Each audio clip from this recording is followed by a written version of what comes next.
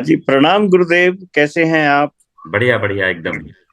भगवती की मेरा कृपा है। मेरा एक प्रश्न है कि आजकल माताएं बहुत चिंतित रहती है अपने बच्चों को लेके कि उनकी बच्चों की पढ़ाई कैसी होगी और उनका भविष्य कैसा होगा, परीक्षा में कैसे उत्तीर्ण अच्छे अंक में होंगे क्या। और इसके बारे में कुछ थोड़ा हमें ज्ञान दीजिए, और उसके लिए क्या कुछ उपाय हैं जिसकी वजह से वो अपने बच्चों को जो है ना देखें कि वो सफल बच्चे बने और अच्छे अंकों में उत्तीर्ण हो। इसके बारे में एक जिज्ञासा थी, तो आपके ऊपर आपको प्रश्न किया है, या देख जी के बताइए।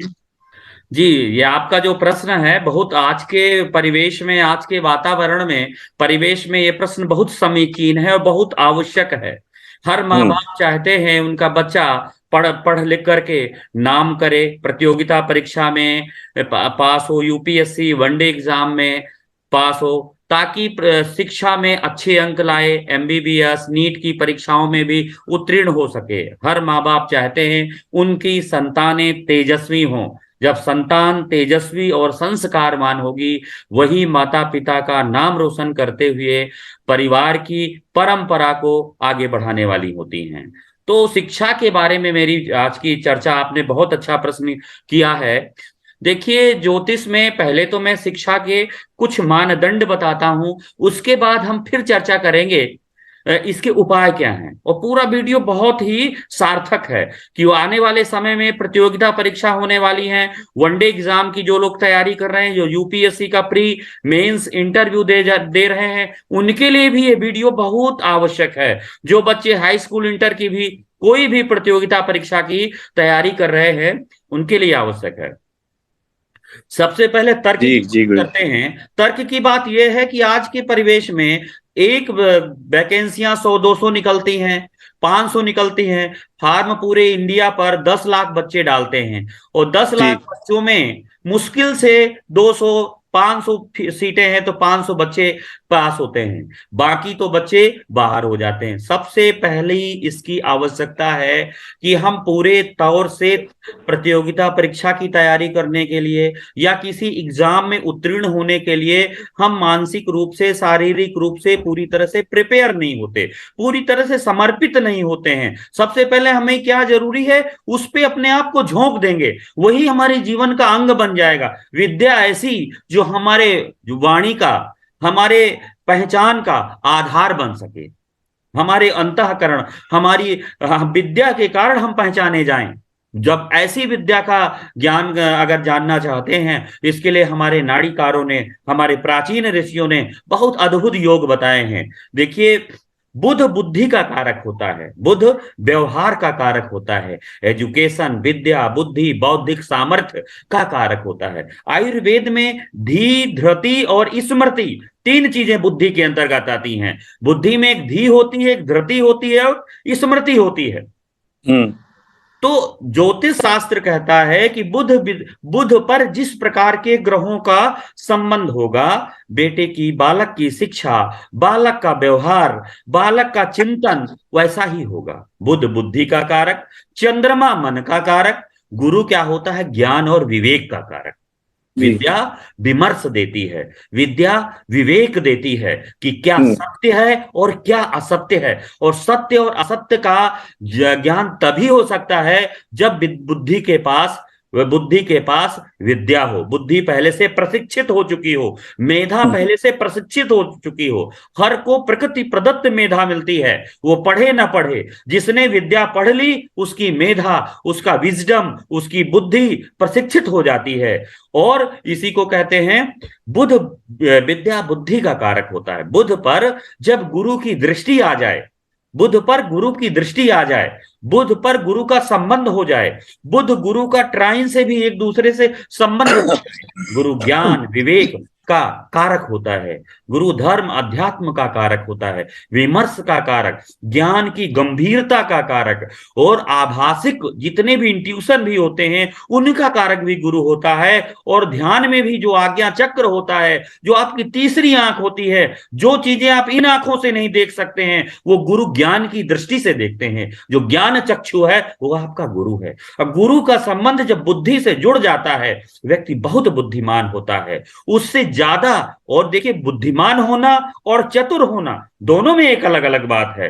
बुद्धिमान तो जी। है लेकिन चतुर नहीं है, भोला बहुत है, तो उसका भी शोषण हो जाता है। चतुर आदमी बेवकूफ बना जाता है, जब तक वो अपने ज्ञान का इस्तेमाल करता है तब तक वो बहुत देर हो चुकती है। तो बुद्धिमान होने के साथ साथ चतुरता भी होनी चाहिए, हाजिर जवाबी होनी चाहिए। वो चतुरता शुक्र से आती है। अगर बुध को दो गुरुओं का साथ मिल जाता है, बुध बुद्धि का कारक, शुक्र ज्ञान, शुक्र गुप्त ज्ञान का, गूढ़ ज्ञान का कारक, गुरु ज्ञान का कारक, तो बुध के साथ जब शुक्र और गुरु दो दो गुरुओं का सानिध्य मिल जाता है तो व्यक्ति की जो बुद्धि होती है वो शारदा योग में आ जाती है, साक्षात शारदा उसके कंठ में विद्यमान हो जाती है। और इस योग में अगर बुध स्वाग्रही हो जाए, इस योग में स्वाग्रही बुध के साथ केतु बैठ जाए, केतु के पास मन की आंखें होती हैं। संजय ने इन आंखों से महाभारत का दृष्टांत नहीं देखा था, संजय ने ज्ञान की दृष्टि से, योग की दृष्टि से दृष्टांत देखा था।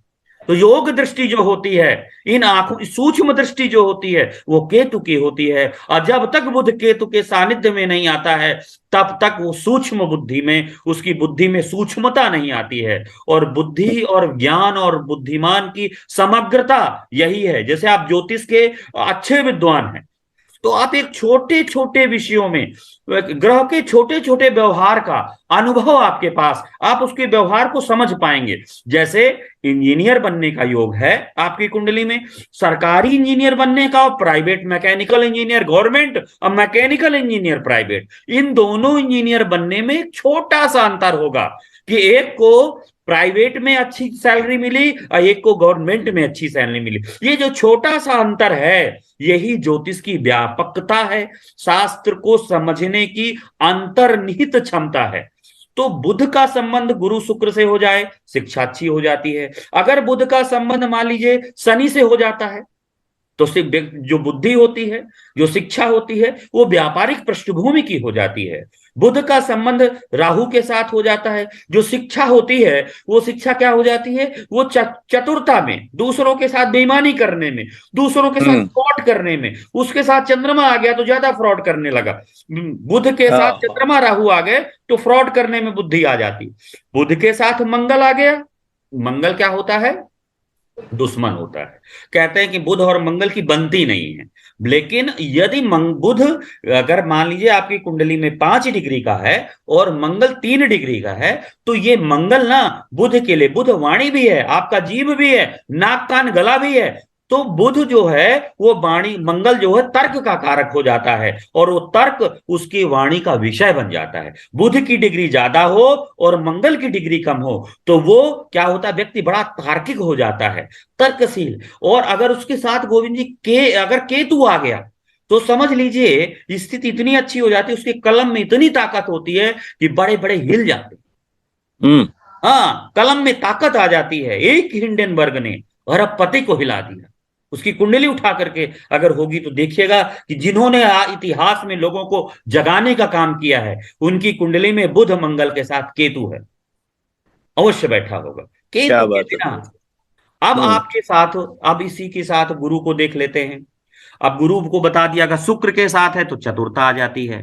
तो बुध का संबंध अगर आपकी कुंडली में जितना कमजोर होगा, बुध जितना पीड़ित होगा, जितना बलहीन होगा, जितना स्त्री जितना बलहीन होगा, कुंडली में शिक्षा के उतने ही कम योग बनेंगे। शैक्षिक स्तर, जितने भी आईएएस यूपीएससी के एग्जाम करने वाले कोई भी व्यक्ति होते हैं उनका शैक्षिक स्तर अगर बहुत अच्छा होता है, उनकी कुंडली में बुध का संबंध शुक्र से, शनि से, गुरु से अवश्य होता है। ये हम समझ लीजिए। अगर बुध के आगे मंगल केतु है तो शिक्षा में रुकावट आती है। व्यक्ति निरक्षर कब होता है, कभी इस दृष्टि से भी ज्योतिष को देखिए। अगर उसकी कुंडली में देखेंगे कि द्वितीय भाव का स्वामी कमजोर होगा, उसके साथ साथ आप देखिएगा बुध मंगल केतु के साथ बैठा होगा, शनि के आगे, शनि और बुध के आगे मंगल केतु बैठे होते हैं। अक्सर निरक्षर मजदूर व्यक्ति कुंडली में देखेंगे उसके शनि के आगे मंगल केतु बैठे होंगे, उसका जीवन निम्न स्तर का हो जाता है। तो क्या है, जब शिक्षा का स्तर कम होगा तो जीवन में निम्नता भी होती है। निरक्षरता, व्यक्ति बहुत पढ़ा लिखा नहीं होगा, मजदूरी जैसा काम करेगा, तो उसके आगे शनि के आगे मंगल केतु बैठा होगा। बुध का भी अच्छा जी। इनसे कनेक्शन जरूर बन जाता है। बुध यदि मंगल केतु के साथ पीड़ित हो गया तो भी स्थिति खराब हो जाती है। गुरु का संबंध बुध से जितनी समीपता, प्रतिस्पर्धा, प्रतिभा, योग्यता, उच्चता, ज्ञान की सर्वोत्तम स्थिति को प्राप्त करना है तो बुध से गुरु के संबंध को देखिए, जितना सामीप्य, जितनी नजदीकी, जितना उन दोनों में क्लोज संबंध होगा और जितने ये दोनों बलवान होंगे, व्यक्ति का मस्तिष्क उतना ही बुद्धिमान और उतना ही प्रशिक्षित होगा। अब प्रश्न ये बनता है, अब देखिए इस पर एक तो क्लियर हुआ आपको इस जी, पर और लेकर गुरु और बुध के बीच में राहु आ जाए तो वो क्या करेगा महाराज? हाँ, अब देखिए गुरु और बुध के साथ राहु आ जाए। हम्म। देखिए बुध एक बच्चा है, थोड़ी देर के लिए हम्म। में बुध एक बच्चा है, ठीक है, चलता। बुध के पास, बुध न्यूटर ग्रह होता है, न्यूटर ग्रह होने के कारण वो अच्छे के साथ वो अच्छा बन गया, बुरे के साथ बुरा हो गया। तो जी। बुध बुद्धि का कारक हुआ। अगर उसके साथ राहु आ गया तो बुध हम्म। सबसे पहले राहु के प्रभाव लेगा। जब वो हम्म। राहु के प्रभाव लेगा तो इसका मतलब उसका जो संबंध बना वो निम्न कोटि के लोगों के साथ बना, उनके साथ वो बिगड़ने लगा, व्यवहार उसका हम्म। खराब हुआ, उनके साथ उसकी आदतें खराब हुई। राहु क्या है, चपरासी टाइप का आदमी होता है, चोर में भी स्थिति होता है, और मतलब जितने भी गैर परंपरागत कार्य हैं वो राहु के अंतर्गत आते हैं, जितनी ठीक। भी निम्नता वाले कार्य हैं वो राहु के अंतर्गत आते हैं। तो उसके जो व्यवहार में निम्नता आ जाएगी, बुद्धि में निम्नता आएगी, चिंतन में निम्नता आ जाएगी, उसका उठना बैठना छोटे लोगों के साथ होगा, छोटे लोगों के साथ उसकी बातें चीतें होंगी, ये होगा। लेकिन जैसे ही वो गुरु के प्रसानिध्य में आ जाएगा तो ये अनुभव के साथ साथ गुरु उसको ज्ञान देगा कि नहीं ये गलत है, इसके साथ तुम अपनी बुद्धि का इस्तेमाल करो, और धीरे धीरे वो बड़ा बुद्धिमान हो जाएगा। अब यहां पर जब राहु बीच में आ गया ना, दो के बीच में राहु आ गया, तो राहु ने क्या किया, राहु अपनी दुश्मनी भुलाकर अपनी अपनी ऊर्जा को वो क्या कर देता, फैला देता है अपने आप को। जब फैल ठीक। जाता है तो बुद्धि कई गुना बढ़ जाती है, बुद्धि कई गुना बढ़ जाती है। गुरु के साथ राहु वाले के अगर आप देखेंगे तो गुरु के साथ राहु वाले की बुद्धि बहुत तेज होती है, उसके अच्छा जी। ज्ञान में विविधता होती है, उसका ज्ञान कई क्षेत्रों में आ जाता है।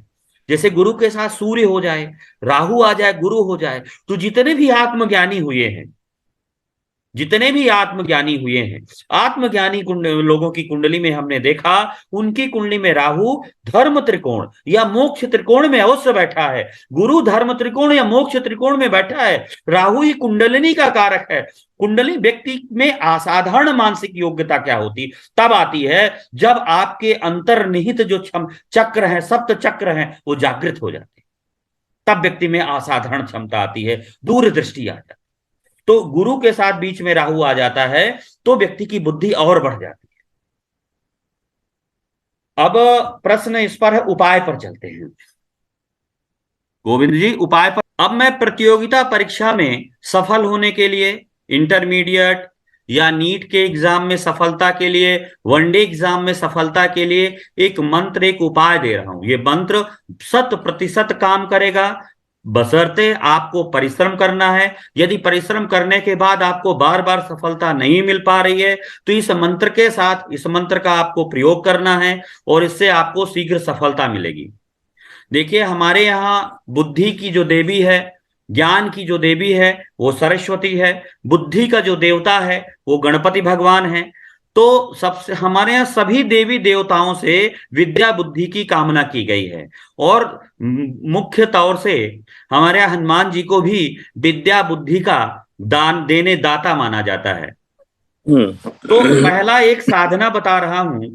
एक साधना यह है कि सबसे पहले क्या है कि आपको पेपर होने के 20-25 दिन 10 से आपको एक मंत्र का जप करना शुरू करना है जी। गणेश जी की मूर्त लेके आनी है, एक मूर्त गणेश जी की घर में रख दीजिए, और गणेश जी में नित्य दूर्बा चढ़ाइए, गणेश जी में नित्य जनेऊ चढ़ाइए, और दूध भी थोड़ा सा चढ़ाइए। और साथ में आपको करना है कि दूध दूर्बा के साथ आपको पुख नक्षत्र, उस नक्षत्र में आपको ये देखना है कि ये शुरू करना है जी। मंत्र ये है, एक दंतः महाबुद्धि सर्व सौभाग्यदायक सर्व सिद्धि करो देवा गौरी पुत्रो विनायका। मंत्र एक बार फिर बोलता हूं। एक हाँ दंतः महाबुद्धि सर्व सौभाग्यदायकः सर्व सिद्धि करो देवा गौरी हाँ पुत्रो विनायका। हाँ इस जी। मंत्र का आपको 5 माला जप का विधान बताया गया है। अच्छा अगर जी। आप सुबह शाम से लगा करके 5 माला अगर आप इसको पेपर होने के पहले तक करते हैं तो हम्म आपके कार्य, आपकी जो बुद्धि है, आपकी जो मेधा है, आप बहुत ज्यादा आपका साथ देगी। पढ़ा पढ़ाया आपको भूलेगा नहीं। गणेश भगवान की कृपा से आप एग्जाम में, परीक्षा में उत्तीर्ण ही नहीं होंगे बल्कि मेधावी छात्र भी बनेंगे। इसलिए जी। पढ़ाई के साथ साथ अगर नहीं हो सकता तो कम से कम 1 माला 20-25 दिन पेपर होने के पहले से गणेश जी के समक्ष इसको जप करना है। और हाँ। प्रतिदिन जितने दिन जप करना है हम्म उतने दिन गणेश जी के सामने 21 बतासों का भोग लगाना है। अच्छा जी। बतासे जो होंगे वो 21 होंगे। 21 बतासे का या 21 लड्डू का भोग लगाना है। और जी। 21 दूरबा, दूरबा के जो हम्म डंठल है उसके छोटे छोटे 21 टुकड़े ले लेने हैं, वो भी गणेश जी को चढ़ाने जी। और इस मंत्र का जप करना। जी जप हाँ। करने के पश्चात फिर गणेश जी को में भोग लगाना है, प्रणाम करना है और उसके बाद अपनी पढ़ाई को शुरू कर देना है। पूरी मेहनत के साथ, समर्पण के साथ आपको पढ़ाई करना है। कई बार क्या होता है कि आप तो जानते ही हैं कि कई बार बच्चे पढ़े, पूरी तैयारी करने के बाद भी परीक्षा का टाइम आता है, बच्चा हम्म भूल जाता है, बच्चे में कॉन्फिडेंस नहीं आता है। बार बार हम्म बच्चे को हमको तैयारी कराते हैं एग्जाम के एक दिन पहले जाता है, एग्जाम देने जाता है, उसको बहुत डाउट हो जाता है। बहुत से लोग कहते हैं ये फोबिया हो गया, एग्जाम का फोबिया हो गया, पेपर से डर के हो गया, कॉन्फिडेंस नहीं, अपने आप में विश्वास नहीं आया। ये मंत्र आपको आत्मविश्वास ले आएगा। इस मंत्र से आपके अंदर की जो सोई हुई विद्या है वो जागृत हो जाएगी। गणेश हम्म भगवान की प्रत्यक्ष कृपा आपको प्राप्त होगी। और जी। ये पेपर, जिस समय आपको पेपर मिलेगा, हम्म एग्जाम के अंदर बैठे और आपको जब पेपर मिलेगा, इस मंत्र को 5 बार, 5 टाइम, इस हाँ मंत्र को 5 बार मनी मन गणेश भगवान को प्रणाम करना है और 5 बार इस मंत्र को कहना है। उसके बाद आपको क्या करना है, यहां पर आपको स्वर शास्त्र का उपयोग करना है। आपको हम्म ऐसे करना है, जिस तरफ जी। आपकी सांस ज्यादा, जिस स्वर की तरफ आ रही हो, दाएं की हाँ तरफ या बाएं की तरफ, एक तरफ आपकी सांस ज्यादा आ रही होगी। जिस जी। तरफ सांस ज्यादा आ रही हो, हम्म एग्जाम हॉल में प्रवेश करने से पूर्व जिस तरफ उस सांस ज्यादा आ रही हो, वो वो पैर, पहला पैर वही रखना है, उसके जी। अंदर आपको प्रवेश करना है। फिर जी। बैठना है, गणेश जी को प्रणाम करना है, 5 बार मंत्र करना है और परमात्मा से प्रार्थना करना है, परमात्मा मेरी बुद्धि, मेरा ज्ञान, मेरे अंदर पढ़ा हुआ जो मैंने जो पढ़ा है, जो मैंने परिश्रम किया है, वो फलित हो और ये विद्या, ये बुद्धि मेरे काम आए। यदि आपने ईमानदारी से पढ़ा होगा तो विद्या आपका साथ नहीं छोड़ेगी, गणेश भगवान की कृपा होगी और आप एग्जाम में सफल ही नहीं होंगे, उत्तम अंक प्राप्त करके मेधावी बनेंगे। वैसे बहुत से उपाय हैं, लेकिन ये कारगर साधना में आपको तंत्र विज्ञान में, सनातन साधना की गुप्त धारा में मैंने बहुत ये सटीक इसका उपाय देखा है। ऐसे बच्चे जो लंबे समय तक एग्जाम क्वालिफाई नहीं कर पा रहे थे और इसके द्वारा 100% एग्जाम क्वालिफाइड। जी। अब आपको दूसरी चीज ये है कि एग्जाम आपने दे लिया, अब जी। प्रश्न आता है रिजल्ट का। अब हम्म जब तक आपको रिजल्ट नहीं आएगा, चिंता अब लगी रहेगी। आपको क्या करना है, अभी एक स्टेप रह गया। रिजल्ट हाँ के लिए आपको करना है, बुद्धहीन तनु जानिकै हाँ सुमिरऊ पवन तो कुमार, बल बुद्धि विद्या बुद्धि भी देहु मोहि हरहु कलेश विकार। भाई हनुमान जी को तो प्रसन्न करना ही पड़ेगा। हनुमान हम्म मंदिर में जाना है, प्रणाम करना है और हो सके तो 1 माला घर में करना है, शुद्ध हाँ सात्विक रहना है। और जितने पेपर से लेकर के, एग्जाम से लेकर के लास्ट तक खान पान शुद्ध सात्विक रखना है। और हनुमान जी को भी 5 बार आपको ये मंत्र मनी मन रोज हनुमान जी के सामने करना है, अगरबत्ती और दीपक जलाना है। जी। रिजल्ट आएगा, आपका चेहरा, आपका मन मुस्कुरा खिल उठेगा, कमल के समान खिल खिल उठेगा। यह पठति लिखति पश्यति पंडितान उपाश्रयति तस्य विकास्यते बुद्धि। जो पढ़ता है, लिखता है, पंडितों से प्रश्न करता है, उसकी तो बुद्धि खिल कमल के समान खिल जाती है। ऐसे, हाँ, ऐसा प्रभाव है। अब इसके साथ साथ ये भी है कि विश्वास भी रहना चाहिए। अगर आपने विश्वास पूरा रख के और एकाग्रता से नहीं किया, तो कई बार क्या होता है, लोग कहते हैं हाँ जी किसी ने कहा था मैंने कर लिया, पर लेकिन विश्वास नहीं रखते हैं। विश्वास होना भी बहुत जरूरी है ना। बिल्कुल बिल्कुल, श्रद्धावान लभते ज्ञानम। अगर श्रद्धा के बिना आपने, अगर आप डॉक्टर के पास बिना श्रद्धा के अगर चिकित्सक के पास भी जाते हैं, उसकी दवा भी आपको फलित नहीं करेगी। सही इसीलिए है। आपको जो भी करना है, आपको श्रद्धा और विश्वास के साथ करना है। और जब तक अच्छा श्रद्धा और विश्वास नहीं आएगा तब तक नहीं होगा। और एक एकाग्रता कब बनेगी? हाँ हाँ जी, हाँ एकाग्रता जी पर आपने बड़ा अच्छा प्रश्न किया। भाई जी। एकाग्रता कैसे बनेगी? हम्म। एकाग्रता बनने के लिए बच्चे को नित्य प्रति सुबह उठना है, अल्फा स्टेट में जाइए। हमारे ऋषि ने कहा कि जिस हाँ। समय आप जगते हो उस समय आपका हम्म। कॉन्शियस माइंड, सब कॉन्शियस माइंड, आपका चेतन मन, आपका चेतन मन दोनों एक साथ होते हैं, बराबर, हाँ जगे होते हैं। जी। उस परिस्थिति में अब आपको क्या करना है कि वहां पर उठना है। उठने के बाद आपको कहना है कि मैं पूरे विश्वास के साथ सफल हो रहा हूं, मेरी विद्या, हम्म। मेरा लक्ष्य, मैं अपने लक्ष्य को प्राप्त कर रहा हूं।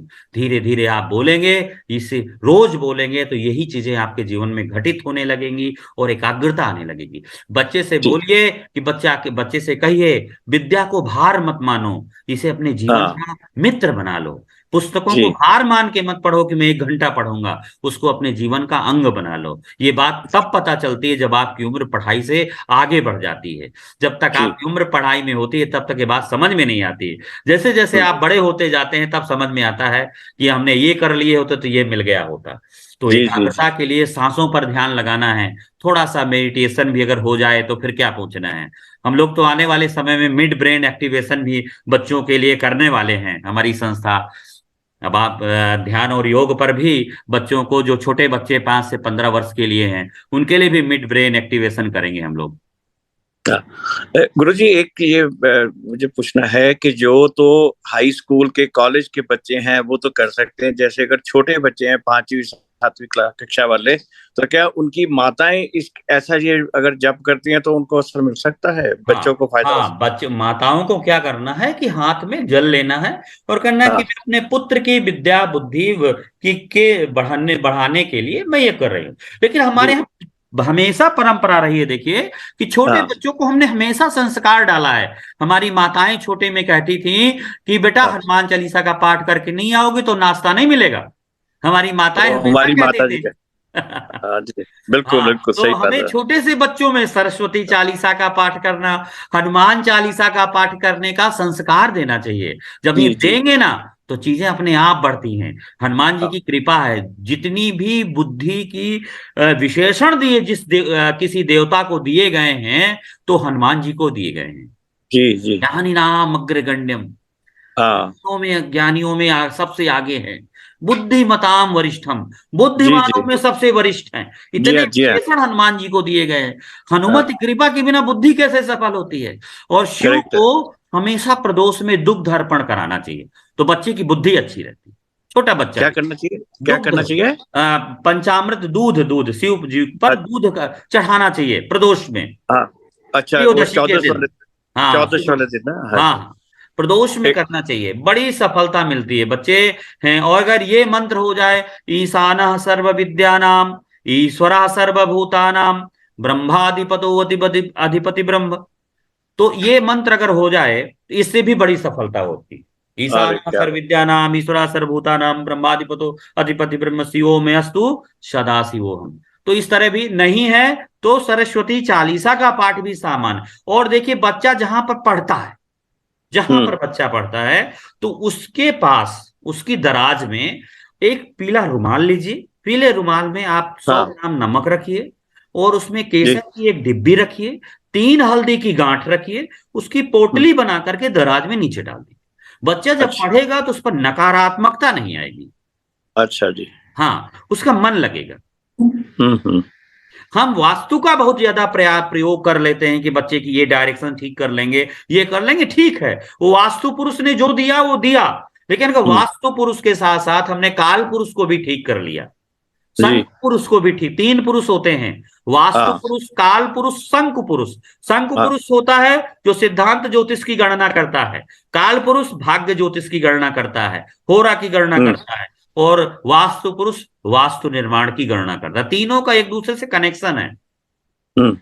हाँ, तो ये जो अगर बहुत से लोग हमने वास्तु पुरुष को साध लिया, वास्तु के टिप्स इस्तेमाल कर लिए, काम नहीं हुआ, तो हमें सबसे पहले क्या करना है, वास्तु पुरुष के अलावा हमें काल पुरुष और शंख पुरुष पर, काल पुरुष पर चलेंगे तो यही गणेश जी की आराधना से शुरू करिए, सब कुछ ठीक। और विष्णु जी की पूजा भी बुध के लिए ठीक होती है। जब कभी भी अगर आपको लगता है जैसे बच्चा नहीं पढ़ रहा है, बिगड़ गया है, तो मिट्टी का एक शेर बनाना है, छोटा सा, जैसा बन सके, और बुधवार के दिन गणेश जी में अर्पित कर देना। अच्छा जी। हाँ, बड़ी सफलता मिलती है, बच्चा धीरे धीरे आ जाता है, लाइन पर आ जाता है, माता पिता का कहना मानने लगता है। जी जी जी। आजकल अक्सर देखा गया है कि बच्चे लोग बिल्कुल भी माता पिता का कहना नहीं मानते हैं, क्योंकि मीडिया का बहुत असर है, छोटे छोटे बच्चों को मोबाइल मिल रहे हैं, तो वो पहले वाली चीजें अब नहीं रही हैं। तो जरा मतलब ये सब करने से बच्चे का मन सीधा जाएगा, और मतलब है कि पढ़ाई में लगे। गुरुजी बहुत बढ़िया तरीके से आपसे अब सब बताया है। वास्तव में मेरे को लगता है कि इनसे बहुत लोगों को लाभ होगा, माताओं को फायदा होगा कि भी बच्चों के लिए कैसे ऐसे सुधार करें ताकि बच्चे हमेशा उत्तीर्ण रहें, आगे रहें। तो बहुत बहुत आभार आपका, अत्यंत ही सरल तरीकों से आपने ये व्याख्या किया है। बहुत बहुत धन्यवाद। जी जी, धन्यवाद। Thank you. बढ़िया रहा। ओके।